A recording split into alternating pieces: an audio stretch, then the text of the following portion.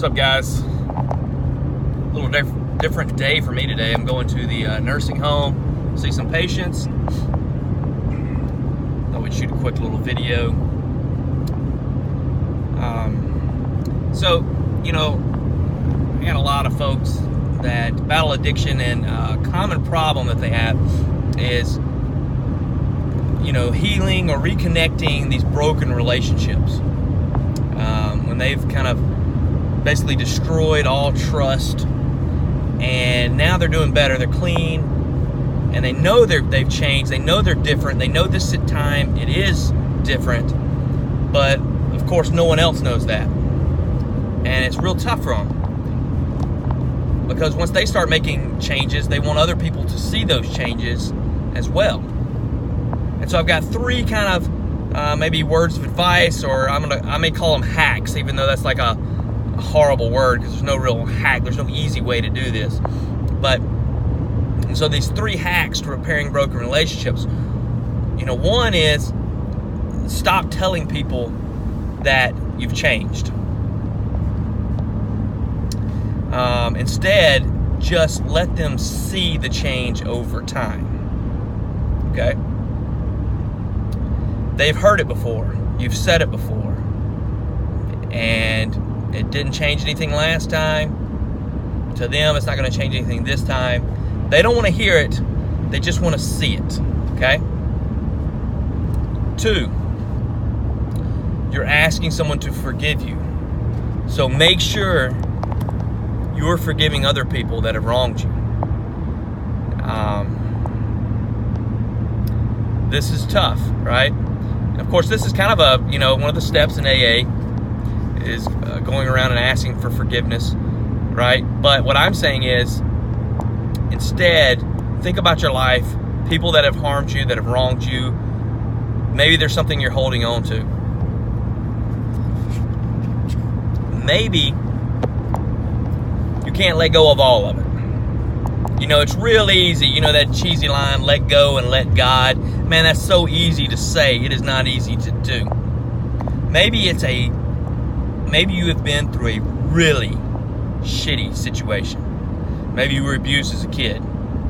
I'm not saying you've got to forgive everything that was done. I'm not saying that you've got to say that it was right or okay. All right? I'm not saying that you even have to let these people back in your life.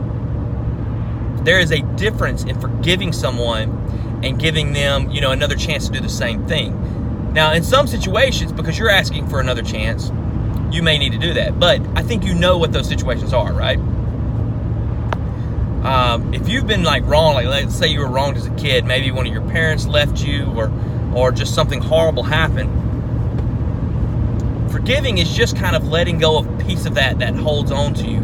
That's like those claws in your back, you know, that weight that's just dragging you down. It's letting go of that, okay?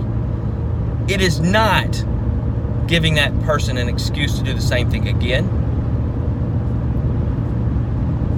It is not putting them in situations that they can do it to someone else, okay?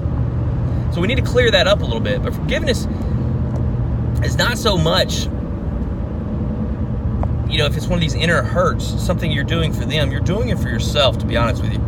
And when you let go of that weight, you're just going to feel better. Now, again, if it's something big, you may have to just let a piece of it go.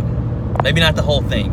You may have to work on this over time. This may take a lot of prayer. You know, this may take a lot of counseling, a lot of psychotherapy. That's okay.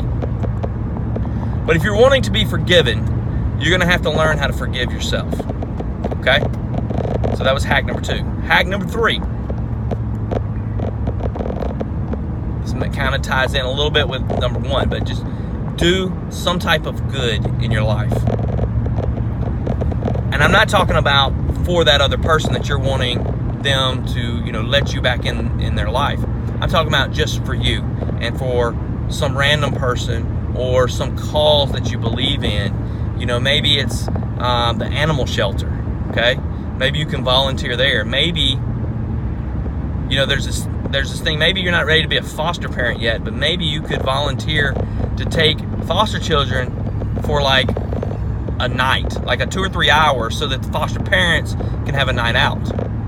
Okay, it's called respite care. And maybe that's something you could do. Or maybe you could, volunteer and say, hey, I'll take in a kid if somebody has a medical emergency or something, and you just need like a home for a couple days. Maybe you could be that person. Okay. But doing, some type of good deed, as cheesy as it sounds, it makes a difference. And probably the harder it is, the more you need to do it. But like, too many people are getting so worked up over politics and things that just, I'm not gonna say they don't matter, but things that are completely out of your control. And not enough people are looking at their sphere of influence and the things that they could actually do in this life to make an impact on someone else's life.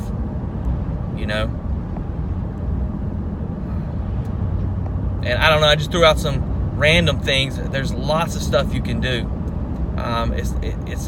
It's not all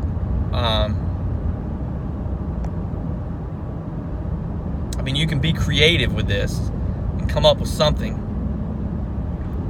But those are 3 hacks, okay? And the reason, this third one, I'm telling you, when you start to make positive changes in your life and you start doing good deeds, this isn't just like the law of karma saying, well, good things are going to come back to you. No, I'm saying people are going to notice, all right?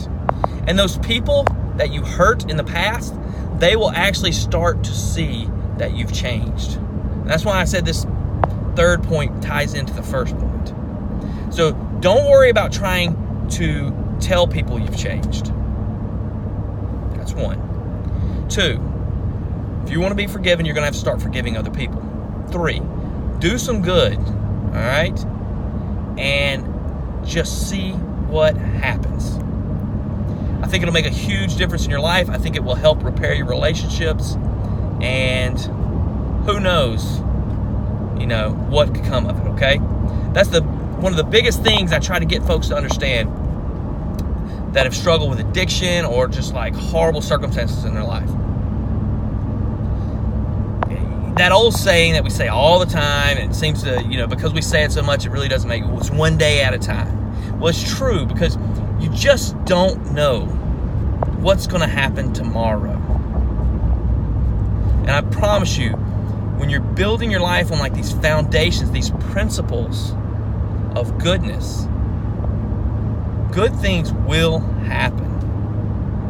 And when I say good, I don't mean all of a sudden you're going to be rich and you're never going to have a problem in your life. No, but I mean you're going to have like solid structure to rely on when the bad times come. Or Jesus put it like this. He said, build your house on a rock, so when the storms hit, it won't get washed away. That's the same thing, right?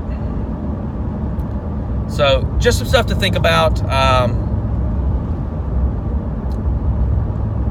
I'm Dr. Chris Park, family physician and addiction doctor. If you're new here, thanks for watching. Feel free to subscribe, comment, join the conversation. I've had some interesting comments lately. One person said that I looked like a serial killer. Someone else said that the way I wear my earphones pisses them off. So so whatever you want to talk about, just put it out there. All right, guys. Peace.